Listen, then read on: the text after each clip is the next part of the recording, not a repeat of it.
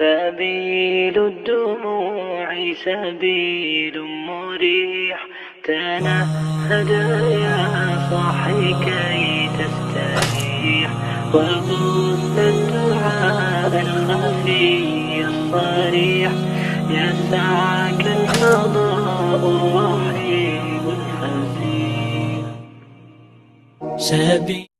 Doctor Hashmi, اس بات پر روشنی ڈالیے کہ انسان کے اندر اپنی شہرت اور ناموری کا ایک شوق موجود ہوتا ہے. وہ چاہتا ہے کہ جو کچھ وہ اچھا کام کرے وہ لوگوں کو پتہ چلے، لوگ اسے اپریشیٹ کریں، اس کی ایکنالجمنٹ ہو. تو اس بارے میں آپ کیا کہتی ہیں کہ کیا انسان اپنی اس خواہش کو دبائے یا یہ ایک نیچرل اس کی فطرت میں موجود ہے، یا مشہور ہونے کی خواہش اس کی فطرت میں موجود ہے؟ بنیادی طور پر یہاں یہ نہیں کہا جا رہا کہ انسان کسی اچھے عمل کی جزا کی توقع نہ رکھے یا اس کے اندر کا جو اچھا بننے کا یا اچھا نظر آنے کا شوق ہے وہ دبا دیا جائے. اس حدیث کا مفہوم یہ ہے کہ انسان جب کوئی خیر اور بھلائی کا کام کرے تو اس کے نتیجے میں جو کریڈٹ ہے وہ خود کو نہ دے، بلکہ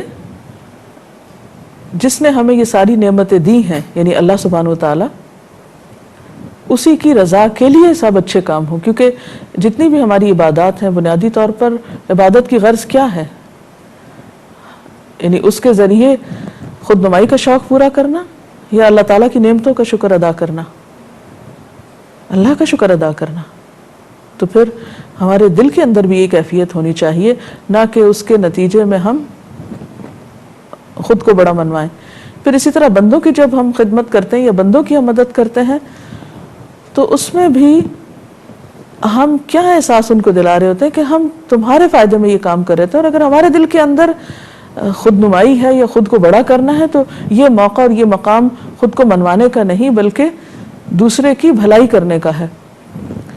جہاں تک انسان کے اندر یہ شوق ہے کہ وہ اچھے کاموں میں آگے بڑھے یا اس کی خیر اور بھلائی کو تسلیم کیا جائے، تو یہ ایک فطری سی بات ہے اور ایک انڈرسٹوڈ بات ہے کہ جب ایک انسان اچھے کام کرے گا تو اس کے اپنے ضمیر اور اس کے دل کے اندر ایک سیٹسفیکشن ہوگی. وہ سیٹسفیکشن ضروری نہیں کہ لوگوں کی تعریف کے نتیجے میں ہی آئے، وہ ایک اطمینان قلب خود بخود پیدا ہوگا.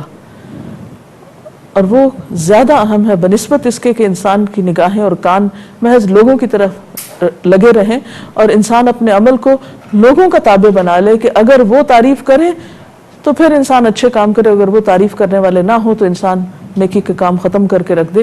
کیونکہ یہ مضبوط بنیاد نہیں کسی بھی اچھے کام کرنے کی. کیونکہ بہت سے مواقع ایسے ہوتے ہیں جب ہماری کوئی تعریف کرنے والا نہیں ہوتا لیکن کسی بھی اچھے کام کی ضرورت بہت زیادہ ہوتی. اب یہاں ایک بات یہ بھی ہے کہ اگر کوئی شخص